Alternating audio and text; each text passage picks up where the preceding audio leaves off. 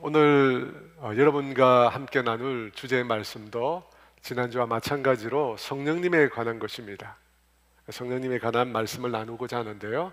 첫 번째로 믿음과 성령에 관한 말씀을 드리려고 합니다.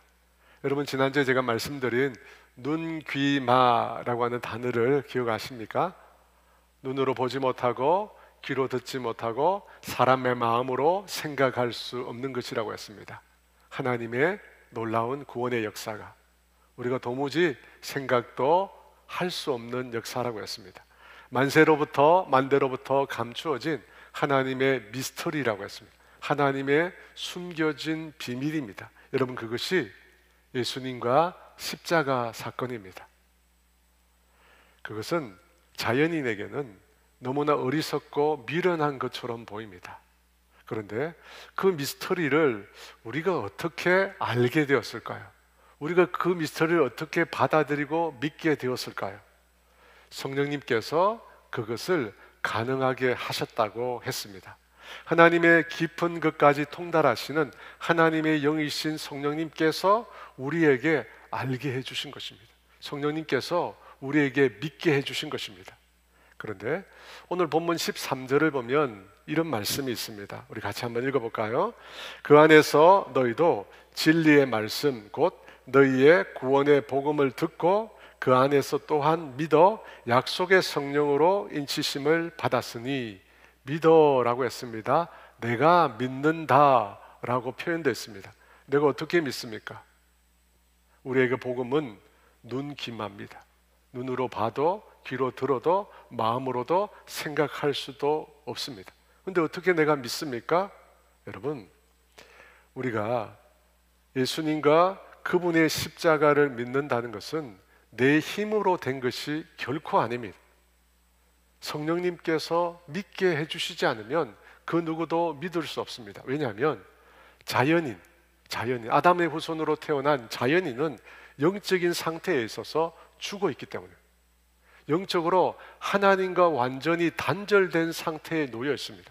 그래서 하나님을 받아들일 수 없습니다. 하나님이란 존재 자체를 받아들이지 않습니다.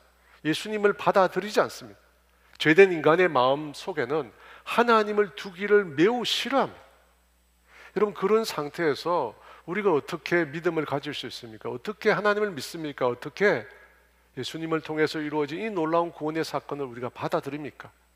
우리 자신은 불가능합니다. 성령님께서 우리 가운데 임하셔서 알게 하신 것입니다. 성령님께서 우리 가운데 임하셔서 믿게 하신 것입니다. 그러면 성령님께서 우리 가운데 임하셔서 믿게 하셨다는데, 성령님께서 임하실 때 어떤 특징이 있을까요? 성령님께서 임하실 때 하나님을 두기 싫어했던 우리 마음에 변화가 일어납니다. 하나님의 말씀에 대해서 완고한 마음을 가졌던 우리 마음이 부드러워집니다. 말씀을 듣는 것 자체를 기겁했던 사람이 어느 날부터 조금씩 하나님의 말씀이 들려지기 시작합니다. 여러분, 그와 같은 변화는 성령님께서 하신 변화입니다. 에스겔서 11장 19절에 이렇게 말씀합니다.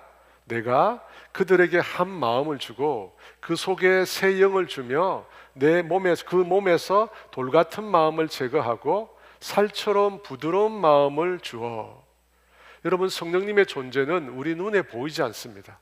그러나 바람이 나뭇가지를 흔드는 것처럼 성령님이 임하시면 나타나는 변화가 있습니다. 그것은 곧 완고한 마음이, 돌 같은 우리의 마음이 부드러워지는 것입니다. 그러니까 여러분, 예수님을 만나기 전에 사람들의 마음에 변화가 감지됩니다. 완악한 마음, 하나님을 그토록 싫어했던 그 마음 가운데 뭔가 달라진 마음이 보여지기 시작한다는 것입니다. 그래서 여러분, 놀랍게도 하나님을 만나기 전에 사람들이 하나님을 찾습니다. 하나님에 대해서 알고 싶어하는 마음을 가지고 사람들이 하나님을 찾기 시작합니다. 여러분, 이런 일들이 주변에서 일어납니다. 여러분, 그때 그런 일이 일어날 때 그 사람에게 어떤 일이 일어난 것입니까? 성령님께서 그에게 임하신 것입니다. 성령님께서 그 마음 가운데 변화를 주신 것입니다. 그때 여러분, 예수 믿는 우리들은 어떻게 해야 합니까? 어떤 분이 하나님을 만나고 싶다, 하나님을 찾고자 하는 마음이 그 속에 생겼습니다. 그러면 예수 믿는 우리들은 어떻게 해야 합니까? 만사를 제쳐놓고 그 사람에게 집중해야, 하나님을 만나고 싶어하는 성령님 임한 그 사람에게 우리는 만사를 제쳐놓고 집중해야 합니다. 그리고 우리가 알고 있는, 우리가 경험한 하나님의 복음, 이 진리의 말씀을 전해야 하는 것입니다. 여러분, 우리가 성령님에 의해서 믿어지는 것입니다. 내가 믿는 것이 아니라 성령님께서 믿게 해주시는 것입니다. 그래서 여러분, 믿음의 시작은 수동형입니다. 믿음의 시작은 수동형입니다. 그러면 믿어지기 시작하면, 믿음이 내 속에 들어오면 그때부터는 어떻게 해야 합니까? 그때부터는 적극적으로 내가 믿어야 합니다.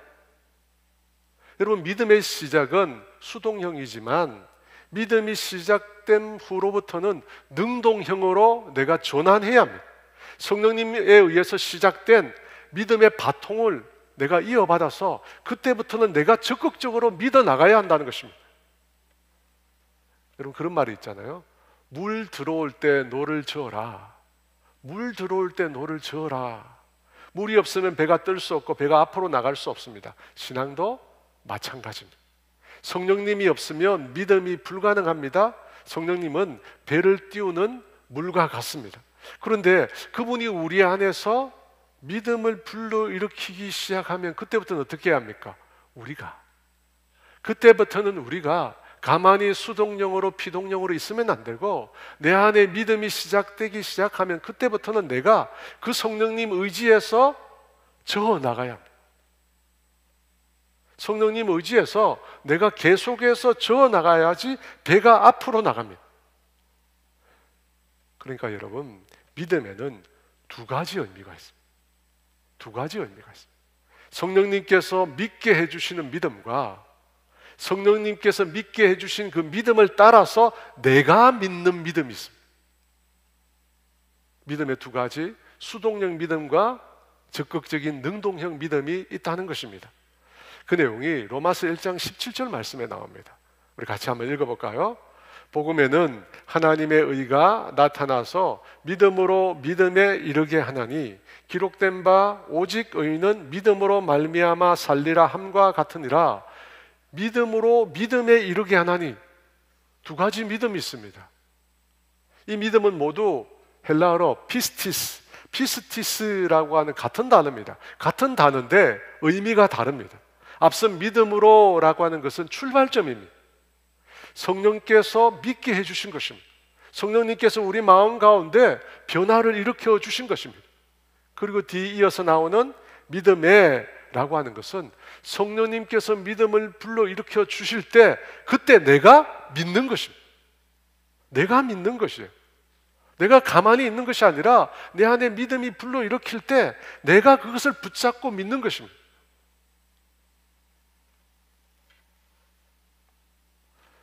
제가 처음 예수 믿을 때가 이 말씀을 보면 생각나더라고요.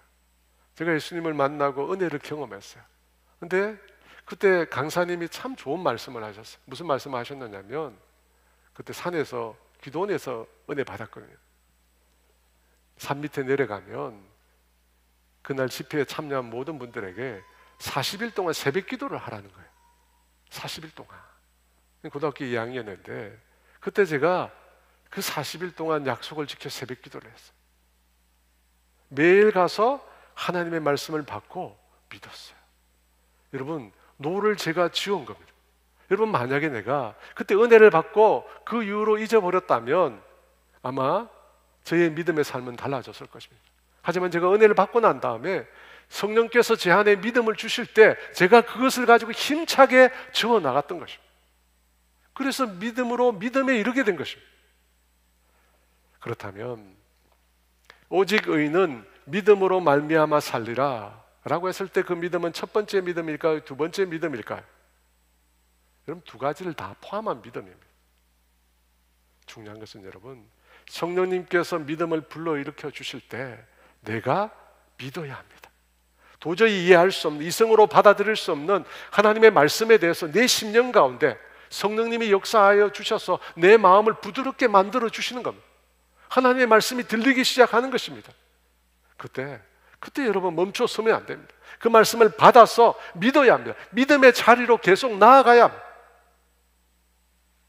예수님께서 회당장 야이로의 딸이 죽어간다는 얘기를 듣고 그 딸을 고쳐주려고 회당장의 집으로 갔습니다. 그 길을 가는 도중에 딸이 죽었다는 소식을 예수님께서 듣습니다. 예수님께서 고치러 가는데 이미 죽었다는 것입니다. 그 말을 듣고 예수님께서 이런 말씀을 하셨습니다.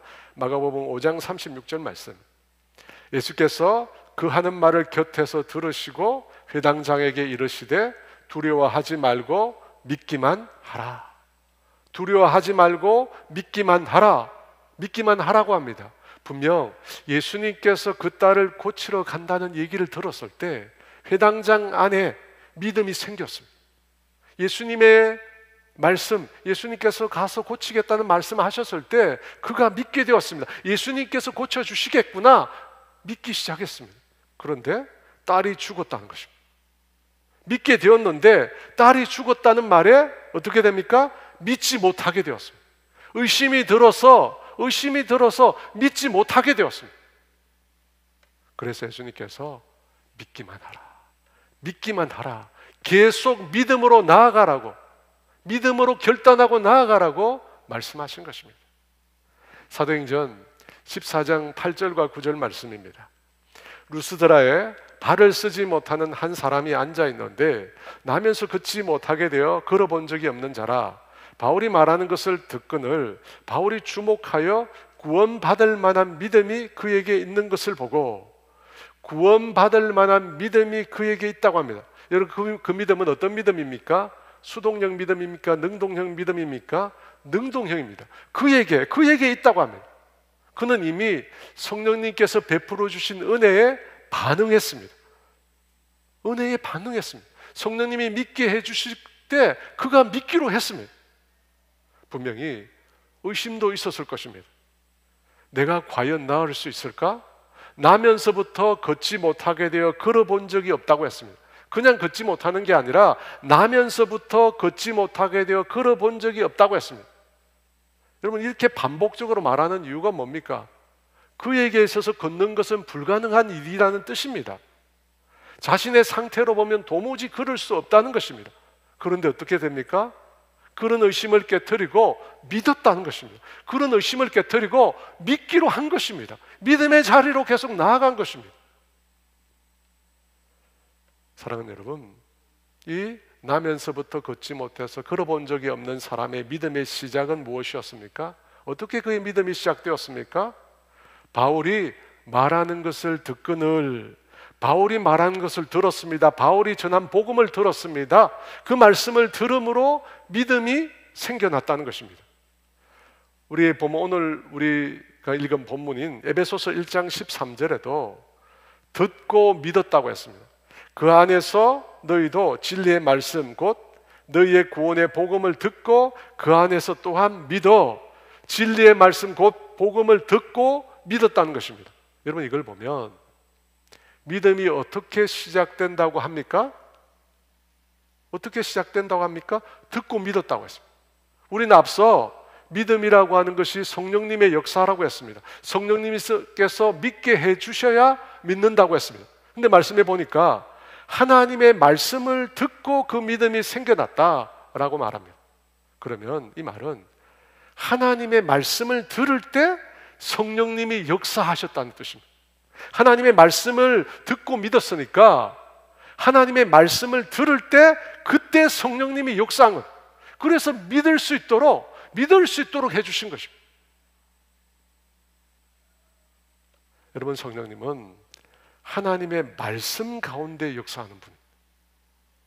우리가 하나님의 말씀을 들으려 할 때 그때 성령님이 역사하신다는 것입니다. 분명 성령님은 성경 이외에도 하나님 말씀 외에도 역사하시는 분이십니다. 베드로가 기도하러 올라갔다가 환상을 보고 성령님의 음성을 들었습니다. 사도 바울이 이 아시아를 떠나 빌립보, 유럽으로 간 것은 꿈속에서 성령님을 만났기 때문입니다. 꿈속에서 성령님의 인도를 받았기 때문입니다. 이처럼 성령님은 꿈으로도 환상으로도 우리를 인도하시고 우리에게 말씀하실 수 있습니다. 하지만 이것은 성령님의 보조, 부차적인 루트입니다. 성령님께서 주로 말씀하시고 역사하시는 주 루트가 있습니다. 그것은 바로 하나님의 말씀을 통해서입니다. 하나님의 말씀을 통해서. 성경에 보니까 하나님의 말씀인 모든 성경은 하나님의 감동으로 되었다고 했습니다. 여러분, 이 감동이란 말이 호흡, 바람, 영이란 뜻입니다. 루하흐, 히브리어로 루하흐입니다. 하나님의 성령을 뜻하는 표현입니다. 그러니까 여러분, 모든 성경은 성령님의 작품입니다. 성령님께서 성경을 지으셨습니다. 그리고 성경을 통해서 성령님께서 가장 많이 말씀하시고 가장 많이 역사하십니다. 그래서 나면서부터 걷지 못해서 걸어본 적이 없는 사람이 사도 바울을 통해서 하나님의 말씀을 들었을 때, 하나님의 말씀을 들었을 때 믿게 된 것입니다. 믿게 된 것이에요. 근데 여러분, 성경에 보니까 이 나면서부터 걷지 못해서 걸어본 적이 없는 사람이 믿음으로 하나님의 말씀을 받아들였다, 이것을 성경에 보니까 다른 말로 그 말씀을 지켰다라는 표현으로 나옵니다. 누가복음 8장 15절 말씀인데요, 우리 같이 한번 읽어볼까요? 좋은 땅에 있다는 것은 착하고 좋은 마음으로 말씀을 듣고 지키어 인내로 결실하는 자니라. 말씀을 듣고 지켰답니다. 여러분, 이 지켰다는 말은 순종했다는 뜻이 아닙니다. 이 말씀을 원어에 보면 무슨 뜻이냐면 빼앗기지 않도록 자신이 간직했다는 뜻입니다. 여러분, 우리가 하나님의 말씀을 듣고 그 말씀을 통해서 믿음의 자리에까지 나아가기 위해서는 많은 역경이 있습니다. 그 말씀을 있는 그대로 우리가 받아들이고 믿으려고 하면 여러분, 그때까지 많은 역경이 있어요. 예수님께서 야이로의 딸을 고쳐주신다고 할 때 분명히 그 말씀을 듣고 믿으려고 했습니다. 그런데 어떤 역경이 생겼습니까? 딸이 죽었다는 겁니다. 딸이 죽었대요. 한 번도 걸어본 적이 없는 사람이 바울의 복음의 말씀을 들을 때 나을 줄 믿는 믿음을 가졌습니다. 그런데 어떤 역경이 있습니까? 자기 처지를 보니까 단 한 번도 걸어본 적이 없는 것입니다. 여러분, 우리가 말씀을 듣고 그 말씀을 온전히 믿는 데까지 나아가기 위한 여러 가지 역경이 있습니다. 여러 가지 의심이 들어옵니다. 여러분, 그렇게 경험해 보신 적이 있으시죠? 의심이 들어요. 온갖 것들이 다 우리를 괴롭힙니다. 그러니까 여러분, 말씀을 듣는다고 모두 믿는 게 아니에요. 내가 오늘 하나님의 말씀을 들었다고 그것이 모두 내 믿음이 되는 게 결단코 아닙니다. 믿음에 이르기 위해서는 온갖 역경을 극복해야 돼요. 믿음에 이르기 위해서는 내가 들은 말씀을 내가 지켜야 돼요. 그 말씀을 내가 붙들어야 돼요. 붙들고 지키고 잃어버리지 않도록 내가 애써야 합니다. 그럴 때 비로소 그 말씀이 믿음에 이르는 겁니다. 저는 분당 오륜 교회를 향한 하나님께서 제 마음에 주신 말씀이 있습니다. 홈페이지에 보면 교회 소개란에도 나와 있는데요, 말씀이 두 구절이 있습니다. 첫째는 하나님의 사랑에 관한 말씀입니다. 요한일서 4장 18절 말씀인데요, 우리 같이 한번 읽어볼까요? 사랑 안에 두려움이 없고 온전한 사랑이 두려움을 내쫓나니 두려움에는 형벌이 있음이라. 두려워하는 자는 사랑 안에서 온전히 이루지 못하였느니라. 온전한 사랑, 하나님의 사랑이 모든 두려움을 몰아낸다는 것입니다. 여러분, 우리 가운데 있는 두려움은 나가라 해서 나가는 게 아닙니다. 하나님의 사랑이 나에게 임할 때 모든 두려움이 쫓겨나는 것입니다.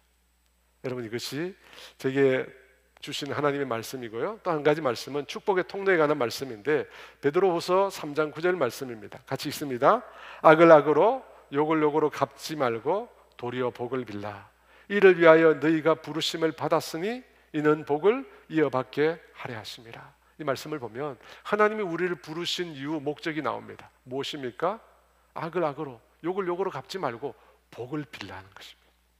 그 어떤 순간에도 모든 사람을 향하여 복을 빌라는 것입니다. 복의 통로가 되라는 것입니다. 여러분, 이 두 가지 말씀이 하나님께서 제 마음에 두신 말씀입니다. 그래서 아가페오에 가면 앞에 써 있어요. 아가페 블레싱이라고 써 있습니다. 이 두 말씀을 여러분이 꼭 기억하셨으면 좋겠습니다. 저는 이 말씀을 가지고 저희 교회를 위해서 늘 기도합니다. 그리고 제 안에 이 말씀이 믿음에 이르고 우리 교회 모든 성도들이 삶 가운데 이 말씀이 이루어지기를 구하고 있습니다. 사랑하는 여러분, 하나님께서 여러분에게 주신 말씀 들었다고 믿음에 이르지 못합니다. 우리는 대부분 그 모든 말씀들을 다 잃어버립니다. 여러분, 그 말씀을 지키십시오. 그 말씀 내게 들려올 때 그 말씀을 간직하고 늘 묵상하고 그 말씀을 붙들고 기도하십시오. 그래서 그 말씀이 온전히 믿어지는 그런 자리에까지 나아가시기를 축원합니다. 두 번째, 오늘 성령님이 가는 두 번째 말씀은 성령의 인치심입니다. 우리 13절 말씀인데요, 다시 한번 읽어보겠습니다. 그 안에서 너희도 진리의 말씀 곧 너희의 구원의 복음을 듣고 그 안에서 또한 믿어 약속의 성령으로 인치심을 받았으니, 듣고 믿어 약속의 성령으로 인치심을 받았다고 합니다. 여러분, 인치심을 받았다, 이 말이 무슨 뜻일까요? 인이라고 하는 단어는 도장을 뜻합니다. 그러니까 도장을 찍어서 소유를 삼았다는 뜻입니다. 복음을 듣고 믿어 하나님의 소유가 되었다는 것입니다. 여러분, 이 말씀은 보편적으로 우리가 알고 있는 내용과 똑같습니다. 성경이 번역이 어렵다 보니까 이게 무슨 말씀인가 우리가 이해가 안 되는데, 이 말씀은 사실 영접하는 자 곧 그 이름을 믿는 자들에게는 하나님의 자녀가 된다는 말씀과 똑같습니다. 하나님의 말씀을 듣고 믿어 하나님의 소유가 되었다, 하나님의 자녀가 되었다라고 하는 말씀이기 때문입니다. 그런데 여기 보면 성령님을 언급할 때 약속의 성령이라고 합니다. 약속의 성령. 여러분, 이 약속은 무슨 약속일까요? 사도행전 2장 16절에 나오는 요엘 선지자에게 주신 하나님의 약속입니다. 사도행전 2장 16, 17절에 이는 곧 선지자 요엘을 통하여 말씀하신 것이니 일렀으되 하나님이 말씀하시기를 말세에 내가 내 영을 모든 육체에 부어주리니 너희의 자녀들은 예언할 것이요 너희의 젊은이들은 환상을 보고 너희의 늙은이들은 꿈을 꾸리라. 하나님께서 요엘 선지자에게 주신 하나님의 약속이 무엇입니까? 말세에 하나님께서 자신의 영을 모든 사람에게 부어주신다는 것입니다. 말세, 이 세상 끝에 하나님께서 자신의 영 성령님을 모든 사람들에게 부어주신다는 약속입니다. 여러분, 이 말씀을 곰곰이 추론해 보면 무슨 뜻이냐면, 말세라고 했으니까 말세 이전에는 하나님께서 자신의 영을 모든 사람에게 부어주시지 않았다는 것입니다. 말세에 모든 사람에게 부어주시니까 말세 이전에는 하나님이 그렇게 하시지 않았다는 것입니다. 그런데 이 성경이 말하는 말세는 언제냐면 사실은 예수님께서 이 땅에 오신 그때부터 말세가 시작된 것입니다. 그래서 보면 말세 이전은 구약 시대를 뜻합니다. 그때는 하나님께서 당신의 영을 모든 사람에게 부어주시지 않았습니다. 대신에 하나님께서는 특정한 사람들에게 특정한 목적을 위해서 당신의 영인 성령님을 부어주셨습니다. 지난 시간에 제가 하나님께서는 성령님을 통해서 우리에게 하나님 자신을 계시한다고 했습니다. 하나님의 뜻과 하나님의 성품과 하나님의 목적과 하나님의 섭리 같은 하나님에 대한 모든 것을 성령님을 통해서 우리에게 계시해 주신다고 했습니다.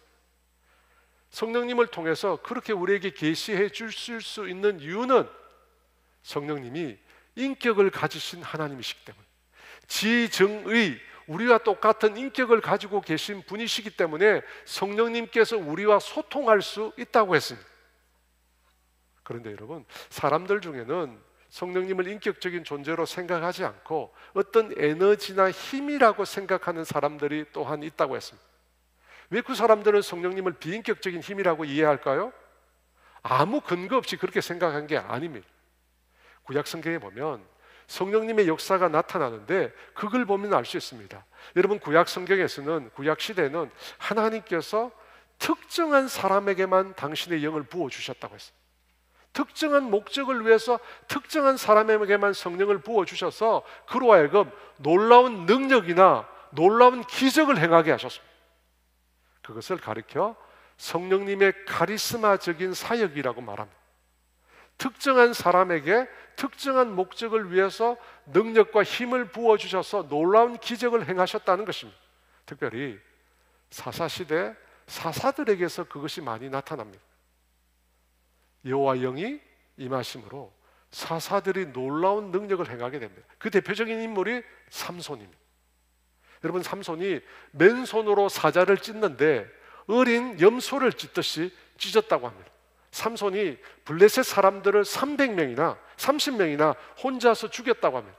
그리고 나귀 특별을 가지고는 1000명이나 되는 사람들을 죽이는 불가사의한 일을 삼손이 행했다고 합니다. 여러분, 삼손이 초자연적인 힘이 있어서 그렇게 했을까요? 성경은 그렇게 말씀하시지 않습니다. 성경은 삼손이 초자연적인 초인간적인 능력을 행할 때 사실은 하나님의 영이 임했다고 합니다. 사사기 14장 6절 말씀, 여호와의 영이 삼손에게 강하게 임하니 그가 손에 아무것도 없이 그 사자를 염소 새끼를 찢은 것 같이 찢었으나 그는 자기가 행한 일을 부모에게 알리지 아니하였더라. 사자를 여러분 염소 새끼를 찢듯이 찢었어. 사사기 15장 14, 15절 말씀, 삼손이 느히의 이름에 블레셋 사람들이 그에게로 마주 나가며 소리 지를 때 여호와의 영이 삼손에게 갑자기 임하심에 그의 파리의 밧줄이 불탄 삼과 같이 그의 결박되었던 손에서 떨어진지라. 삼손이 나귀의 새 특별을 보고 손을 내밀어 집어들고 그것으로 1000명을 죽이고 삼손을 꼼짝 못하게 묶어둔 밧줄이 불탄 삼과 같이 삼손의 손에 의해서 끊어져 나갔습니다. 그리고 삼손이 나귀의 새 특별을 집어들어서 1000명을 죽였다고 합니다. 여러분, 언제 이런 일이 일어났습니까? 성경이 분명히 말합니다. 여호와의 영이 삼손에게 임하실 때, 하나님의 영이 삼손에게 임하실 때 엄청난 힘이 삼손에게 주어진 것입니다. 하나님의 영이 임할 때 삼손이 강해진 것입니다. 여러분, 그와 같은 일들이 구약 성경에 나타납니다. 사사 삼손 외에도 사사 온니엘, 기드온, 입다에게 그런 놀라운 능력이 임했습니다. 여호와의 영이 임하여 중과부적, 숫자로는 도저히 적수가 안 되는데 그 모든 숫자를 극복하고 놀라운 승리를 거두었습니다. 300명으로 13만 5천 명의 미디안 연합군을 물리쳤습니다. 기드온이 탁월해서 그럴까요? 성경은 분명히 말합니다. 여호와의 영이 기드온에게 임했다고. 여호와의 영이 기드온에게 임했다고. 여러분, 성막의 기구를 만들 때 여호와의 영이 브사렐이라는 사람에게 임했습니다. 브사렐에게 성령의 충만이 임했습니다. 그래서 그가 지혜와 총명으로 성막 안에 있는 모든 기구를 제작할 수가 있었습니다. 이스라엘 초대왕 베냐민 지파 기스의 아들 사울에게 여호와의 영이 임했습니다. 그래서 이렇게 말씀합니다. 사무엘상 10장 10절에 그들이 산에 이를 때 선지자의 무리가 그를 영접하고 하나님의 영이 사울에게 크게 임함으로 그가 그들 중에 예언을 하니, 하나님의 영이 사울에게 임한 것입니다. 그래서 보통의 사람이었던 사울이 갑자기 예언을 하기 시작한 것입니다. 여러분, 이처럼 구약 시대에는 하나님의 영이 특정한 사람에게 특정한 목적을 위해서 임하셨습니다. 그리고 난 이후에 그 목적을 달성하고 난 이후에는 성령님이 떠나가셨습니다. 그래서 사람들이 그렇게 놀라운, 도저히 우리 인간으로 생각할 수 없는 일을 이루었기 때문에 성령은 능력을 행하는 힘이라고 생각합니다. 성령은 능력을 행하는 힘이라고 생각합니다. 하지만 여러분, 그것이 성령님의 속성과 사역의 전부가 아닙니다. 성령님은 카리스마적인 놀라운 능력, 기적을 행하시는 분이십니다. 하지만 그것만 행하시는 분이 아닙니다. 성령은 지난주에 우리가 살펴본 것처럼 인격을 가지신 분으로 우리로 하여금 하나님을 알게 하십니다. 우리로 하여금 하나님의 놀라운 구원의 역사, 미스터리를 알게 하심으로 우리로 하여금 하나님을 믿게 하십니다. 그뿐만 아니라 신약 시대에 성령님께서 어떻게 우리 가운데 역사하실까? 앞서 말씀드렸듯이 예수님께서 성천하신 이후에 오순절 성령님께서 강림하신 이후에는 특정한 사람이 아니라 모든 사람에게 성령이 임하신다고 합니다. 모든 사람에게 성령이 임하실 수 있습니다. 단 성령님을 거부하지 않는 사람, 성령님을 거부하지 않는 사람에게는 성령님께서 다 임하십니다. 임하셔서 어떤 일을 행하실까요? 13절 말씀 다시 한번 읽어볼까요? 그 안에 너희도 진리의 말씀 곧 너희의 구원의 복음을 듣고 그 안에서 또한 믿어 약속의 성령으로 인치심을 받았으니, 약속의 성령으로 인치심을 받았다고 합니다. 도장으로 찍혀 소유로 삼았다는 것입니다. 그러니까 신약 성경에서 성령님은 하나님의 백성에게 도장을 찍으셨습니다. 하나님의 백성에게 도장을 쾅쾅 찍어서 하나님의 소유라고 하는 표시를 하셨습니다. 그러니까 여러분, 성령님이 우리 가운데 있다는 것은 우리가 하나님의 자녀, 하나님의 소유라는 표시가 있는 것과 동일한 것입니다. 여러분, 구약시대에 이스라엘 백성들은 자신들이 하나님의 백성, 하나님의 소유라고 믿었습니다. 그러면 이스라엘 백성들은 어떻게 자신들이 하나님의 백성, 하나님의 소유라고 생각했을까요? 징표가 있습니다. 그 징표가 뭐냐? 할례라는 것입니다. 할례. 창세기 17장 7절 말씀입니다. 내가 내 언약을 너와 너 및 내 대대 후손 사이에 세워서 영원한 언약을 맺고 너와 내 후손의 하나님이 되리라. 하나님께서 아브라함과 그 후손과 영원한 언약을 맺겠다고 하십니다. 그리고 그 언약에 따라서 하나님이 이스라엘의 영원한 하나님이 되시겠다고 했습니다. 여러분, 바로 이 말씀 때문에 이스라엘 백성들이 자신들은 하나님의 백성, 선민이라고 믿었던 것입니다. 그런데 그 언약의 징표가 있습니다. 창세기 17장 10절 말씀, 너희 중에 남자는 다 할례를 받으라. 이것이 나와 너희와 너희 후손 사이에 지킬 내 언약이니라. 여러분, 바로 할례를 통해서, 할례를 받음으로 이스라엘 백성들은 자신들이 하나님의 백성임을 알게 된 것입니다. 여러분, 할례는 아브라함 때부터 계속 이어졌습니다. 예수님이 오실 때까지 2000년 동안 유대인들은 할례를 행했습니다. 할례를 통해서 자신들은 하나님의 백성이다, 선민이다 라고 믿었다는 것입니다. 그렇게 할례가 하나님의 백성의 징표였습니다. 그런데 이 신약시대는 이 할례가 무엇으로 대체됩니까? 13절 말씀에 성령님, 성령으로, 성령님께서 인을 치셨습니다. 성령님께서 도장을 찍었습니다. 성령님께서 우리 안에 계신 그 사람이 바로 하나님의 백성이란. 구약시대는 할례 받은 사람이 하나님의 백성이었습니다. 그런데 신약시대는 성령을 받은 사람, 성령의 도장이 찍힌 사람이 하나님의 백성이라고 합니다. 여러분, 왜 이렇게 다른가요? 왜 이렇게 달라졌나요? 여러분, 그 달라지는 과정이 사도행전 15장에 나옵니다. 초대교회에 아주 큰 다툼이 있었습니다. 바울과 바나바 그리고 유대인들 사이에 큰 다툼과 논쟁이 있었습니다. 그 논쟁의 주제는 이방인들도 구원받을 수 있느냐 하는 것입니다. 유대인들은 이방인들이 먼저 할례를 받고 율법을 지켜야 그때 구원을 얻을 수 있다고 주장했습니다. 초대교회 대부분의 성도들은 유대인들입니다. 유대인들이 예수 믿고 구원을 얻었습니다. 예수를 믿었음에도 불구하고 그들은 여전히 율법과 할례를 지켜야 한다고 했습니다. 왜 그렇습니까? 2000년 동안 그들이 지켜온 관습이기 때문입니다. 그래서 예수를 믿었음에도 여전히 할례를 행하고 율법을 지켜야 구원을 얻을 수 있다고 많은 유대인들이 생각하고 있었습니다. 그런데 바울과 바나바가 전도 여행을 통해서 이방 땅에서 복음을 전했는데 전혀 할례 받지 않는 이방인들에게도 하나님께서 구원의 문을 열어주시는 것입니다.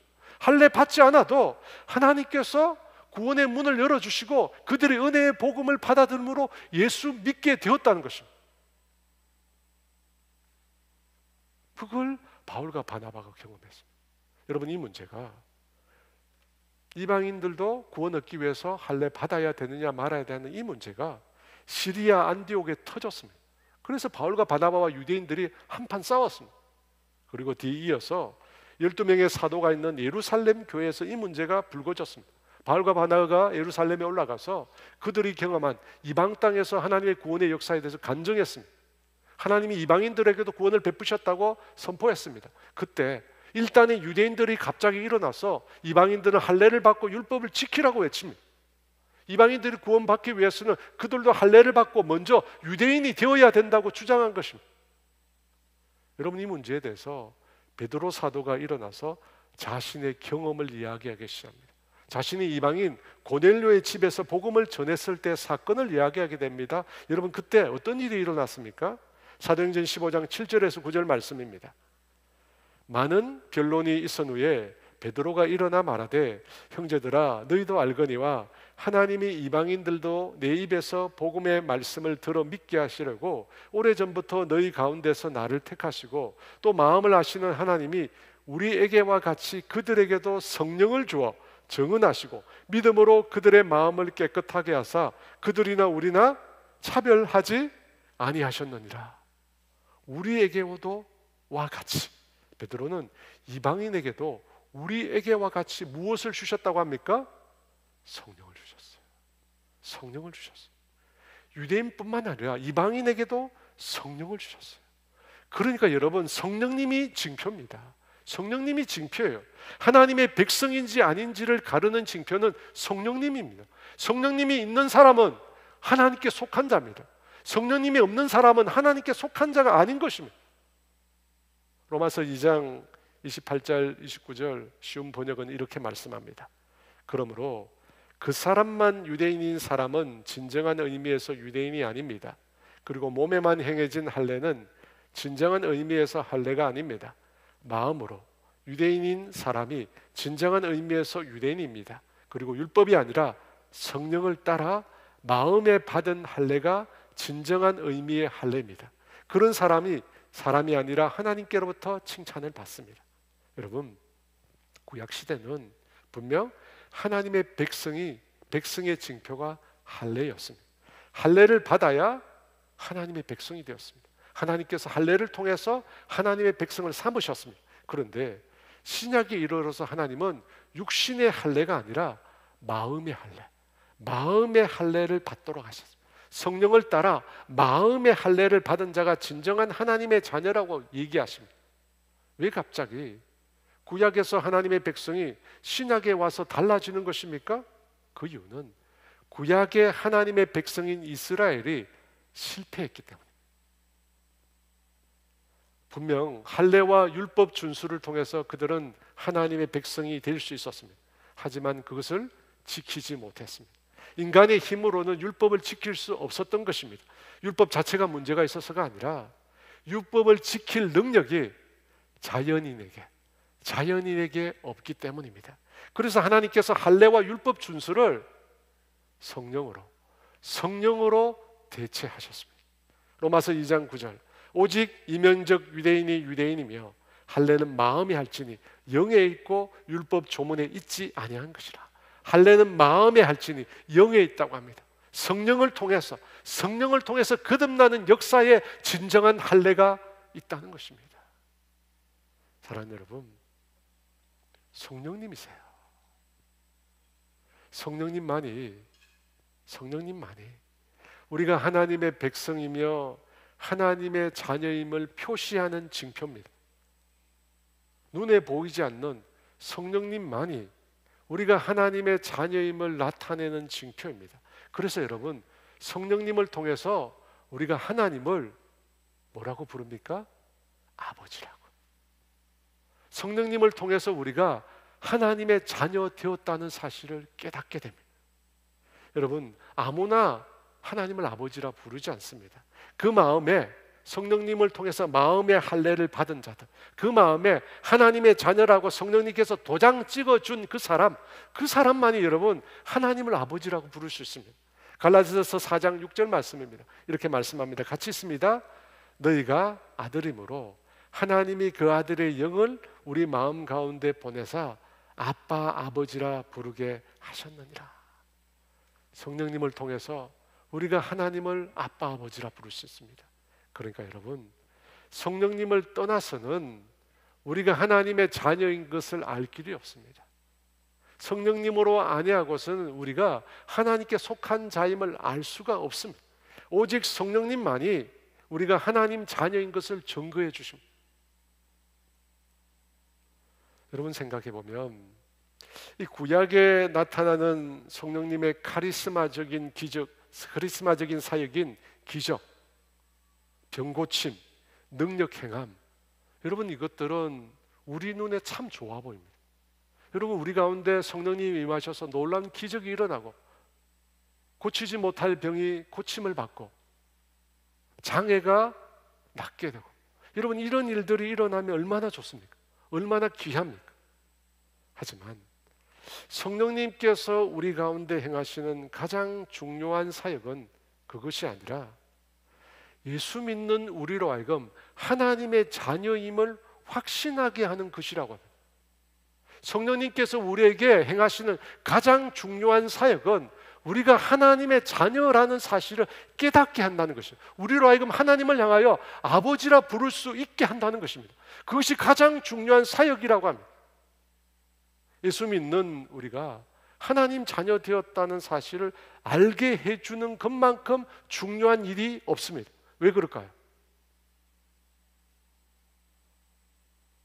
하나님께서 인류가 타락한 이후로 해오신 모든 하나님의 구원 역사는 그 종착점이 뭐냐면 우리로 하여금 하나님 자녀 삼으시기 위한 것입니다. 여러분 성경의 역사를 보세요.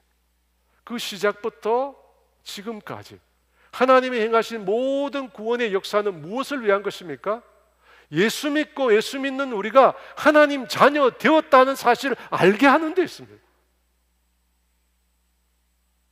구약시대를 통해서 예수님께서 메시아로 오실 것을 말씀하시고, 신약시대에 예수님께서 친히 인간의 몸을 입으시고 우리 가운데 오시고 우리를 대신하여 십자가에서 죽으시고 부활 성천하시고 성령님을 이 땅 가운데 보내신 하나님의 이 모든 구원의 역사, 여러분 이 구원의 역사의 목적이 뭡니까?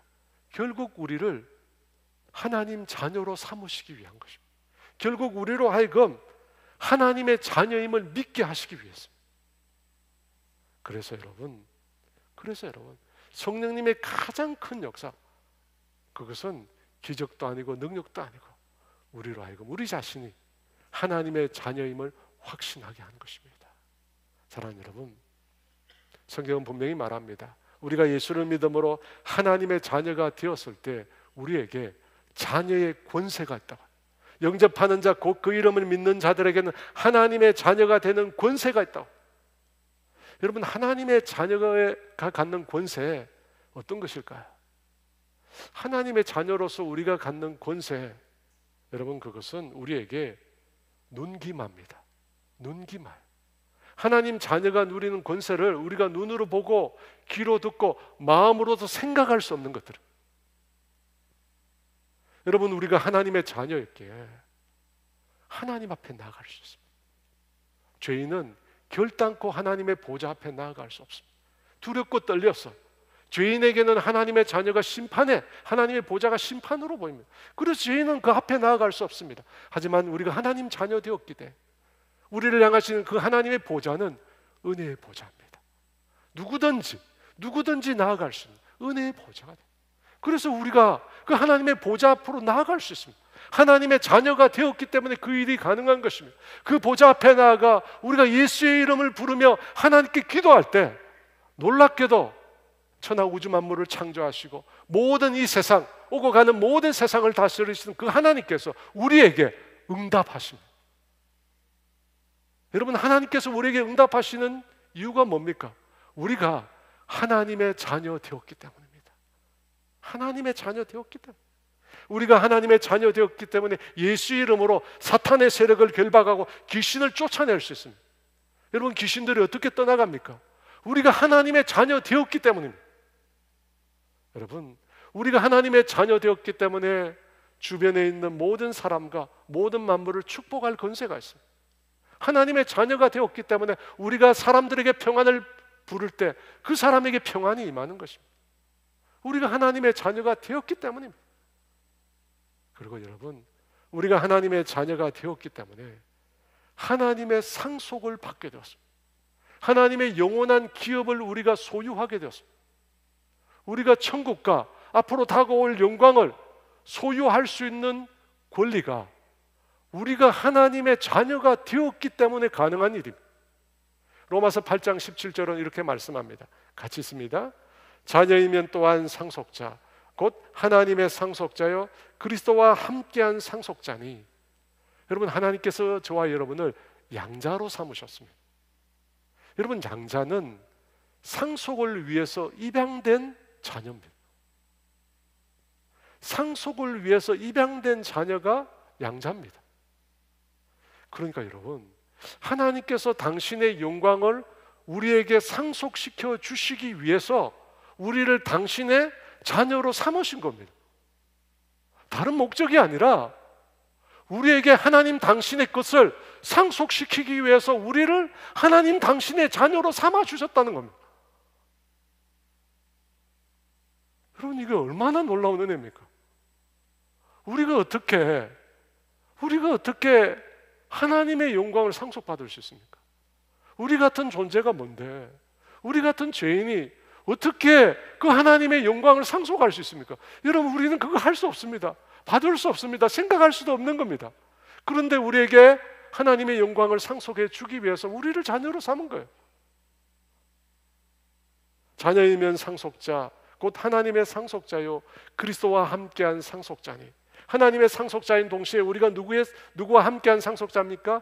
그리스도와 함께한 상속자. 그리스도는 하나님의 친아들입니다. 우리는 양자들입니다. 그런데 상속에 있어서는 친아들과 다르지 않습니다. 예수님께서 받으셔야 될 영광과 우리가 받을 영광이 동일합니다. 여러분, 우리가 어떻게 이런 복을 누릴 수 있습니까? 내가 믿고 내가 구원 얻은 거 아니잖아요. 성령님께서 믿게 해주셨어요. 성령님께서 임하셔서 내 마음을 부드럽게 만드시고 하나님의 말씀을 받아들일 수 있도록 우리를 하여금 믿게 해주셨어요. 그 믿게 해주신 그 결과가 뭐냐? 하나님의 자녀가 되고 하나님이 예배하신 엄청난 이 복과 하나님의 것을 상속받게 되었습니다. 상속받게 되었습니다. 사랑하는 여러분, 예수님 안에 있는 이 영광의 상속을 실제로 받는 날, 저와 여러분은 정말 말로 할 수 없는 영광을 누리게 될 것입니다. 정말 우리가 꿈꿔보지 못한 그 영광을 맛보게 될 것입니다. 그런데 우리가 그 일에 대해서 확신이 없잖아요. 우리가 하나님 자녀 되었다는 것에 확신이 없잖아요. 그래서 성령을 보내주셨어요.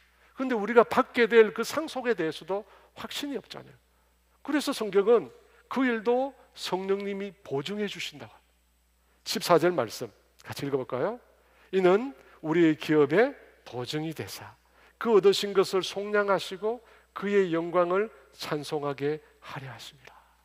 성령님께서 우리가 받게 될 그 하나님의 영광에 대한 보증입니다. 보증금입니다. 그래서 성령이 있는 자, 성령님이 도장 찍은 자, 성령을 통해서 내가 하나님의 자녀임을 확신한 자, 그 자는 반드시 하나님의 영광을 상속받게 될 것입니다. 그 일을 성령님이 알게 하십니다. 여러분, 이 영광스러운 일을 우리에게 가르쳐 주시고 우리에게 허락하신 그 성령님, 우리가 찬양하고 예배하지 않을 수 있겠습니까? 저와 여러분, 그 하나님, 그 성령님, 우리에게 주신 그 영광을 찬양하는 저와 여러분 다 되시기를 주의 이름으로 축원합니다. 우리가 이 말씀 생각하면서 우리 성령님을 환영하는 찬양 함께 주 앞에 드리겠습니다.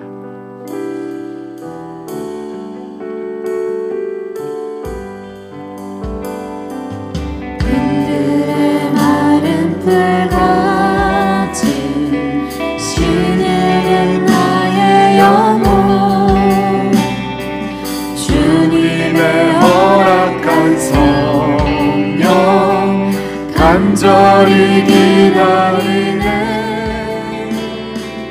가물어 내 마른 땅에 단비를 내리시되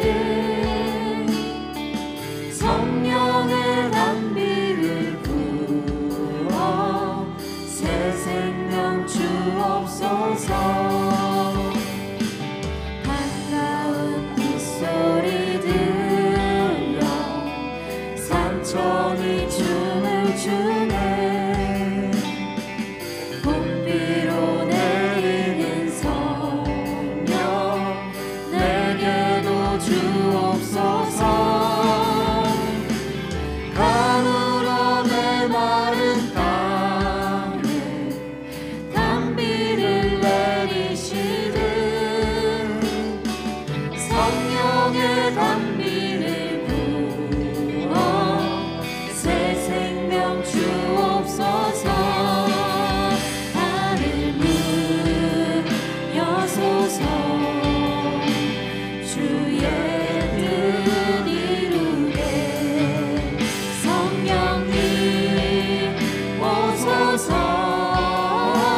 이 땅에 영원히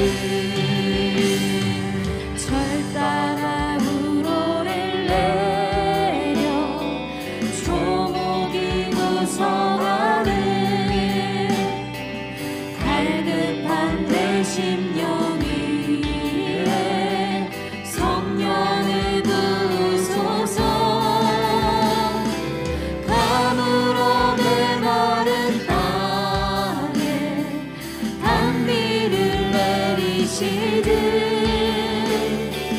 성령의 단비를 부어 새 생명 주옵소서. 참되신 사랑의 언약 어길 수 있사오랴.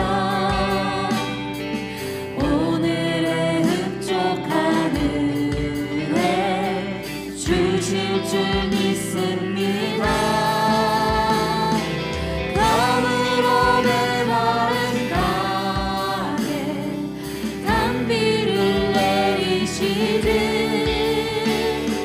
성령의 단비를 부어 새 생명 주옵소서.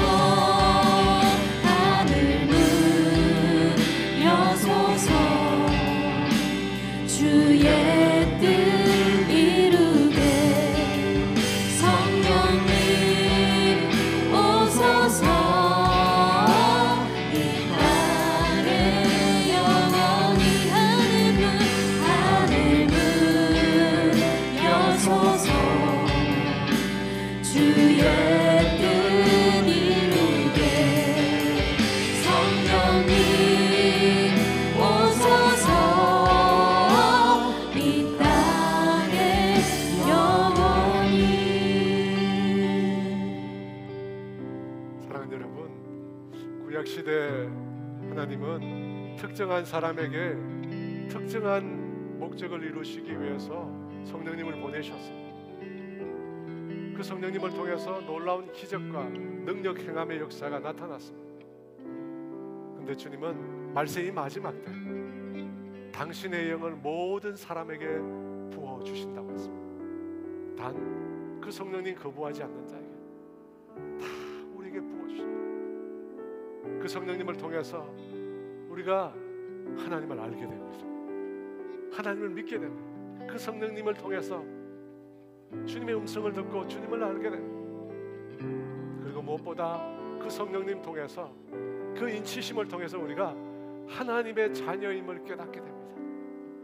성령이 있는 그에게, 성령을 받고 그 성령님 의지하여 살아가는 그 자에게 하나님의 자녀임을 알게 해주십니다. 여러분, 우리가 하나님의 자녀임을 알게 되는 이 일이 얼마나 큰 영광인지, 얼마나 큰 복인지 하나님의 자녀 속에 다 들어있어요. 그 자녀가 얼마나 놀라운 권세가 있는지 하나님의 보좌 앞에, 은혜의 보좌 앞에 가서 부르짖을 수, 외칠 수 있습니다.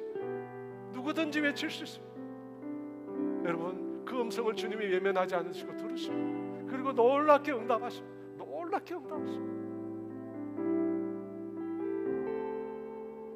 마귀의 세력을 이길 수 있고요, 수없이 많은 사람들에게 우리가 축복의 통로가 될 수 있습니다. 그뿐만 아니라 하나님이 우리를 위하여 예비하신 영원한 기업, 그 영원한 기업이 우리의 것이 됩니다. 성령님께서 가르쳐주십니다. 그 모든 것들이 우리. 여러분, 하나님의 자녀가 되었다는 사실을 아는 것보다 더 중요한 일은 없습니다. 그 일을 성령님이 알게 하십니다. 여러분, 이 시간 기도합시다. 기도할 때 성령님은 누구든지 구하는 자에게 임하십니다. 임하셔서 우리의 마음을 변화시켜 주시고 하나님의 말씀을 주시고 믿게 하시고 하나님의 자녀가 되게 하고 이 영광스러운 것을 상속받게 하십니다. 그 일을 행하시는 그 성령님 이 시간 사모하면서 임하시기를 함께 기도하겠습니다. 주여, 이루게 성령님 오소서. 이 땅에 영원히 빈들의 마른 풀같이 시들은 나의 영혼, 주님의 허락한 성령 간절히 기다리네. 가물어 메마른 땅에 단비를 내리시듯 성령의 단비를 부어 새 생명 주옵소서. 나를 부여소서. 주의 뜻 이루게 성령님 오소서. 이 땅에 영원히 하늘 부여소서. 주의 뜻 이루게 성령님 오소서. 이 땅에 영원히. 하나님 이제야 깨닫게 됩니다. 내 인생이 그렇게 힘들 때, 외로울 때, 아무도 나를 돌봐주지 않을 때, 그때 너는 내 사랑하는 딸이라, 너는 내 사랑하는 아들이라 말씀하셨던 그분이 성령님이심을 이제 깨닫습니다. 그 말이 내 인생의 힘이 되었고 내 인생의 위로가 되었고 내 인생의 능력이 되었습니다. 주님 고맙습니다. 성령님 나에게 늘 말씀하여 주세요. 내가 어떤 존재인지 늘 말씀하여 주셔서 그 말씀 붙잡고 그 말씀이 내 안에 믿음이 되어서 내 인생의 모든 역경을 믿음으로 이겨나가는 주의 사람들 다 되게 하여 주시옵소서. 날마다 성령의 충만함을 허락하여 주시고 성령의 기름 부으심과 성령님과 온전히 동행하는 우리 모두가 되게 하여 주시옵소서. 지금은 우리 주 예수 그리스도의 은혜와 하나님의 다함이 없는 사랑하심과 성령님의 교통하심과 인도하심과 위로하심이 오늘 간절히 성령님을 구하는 사랑하는 성도들 위해 이제로부터 영원토록 함께 하시기를 간절히 축원하옵나이다.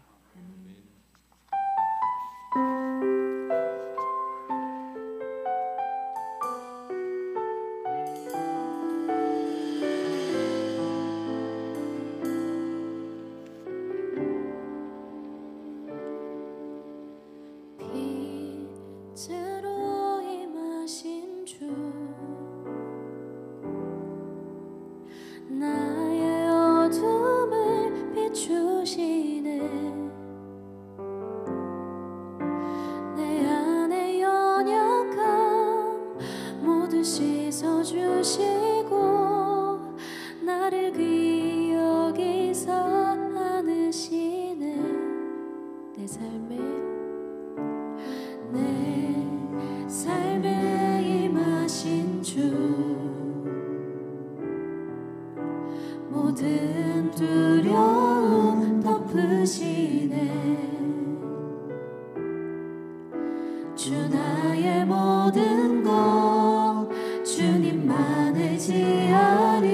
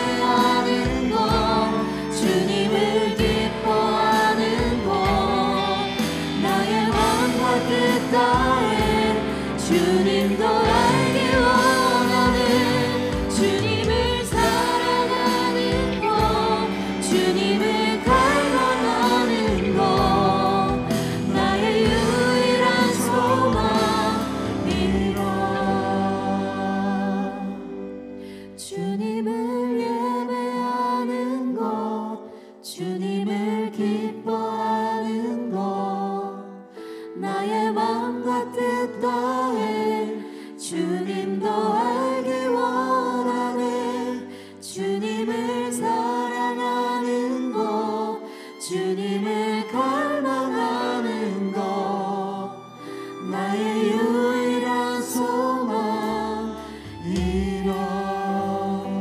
내 믿음을 굳세게 하시는 주님 안에 승리하시기를 축복합니다.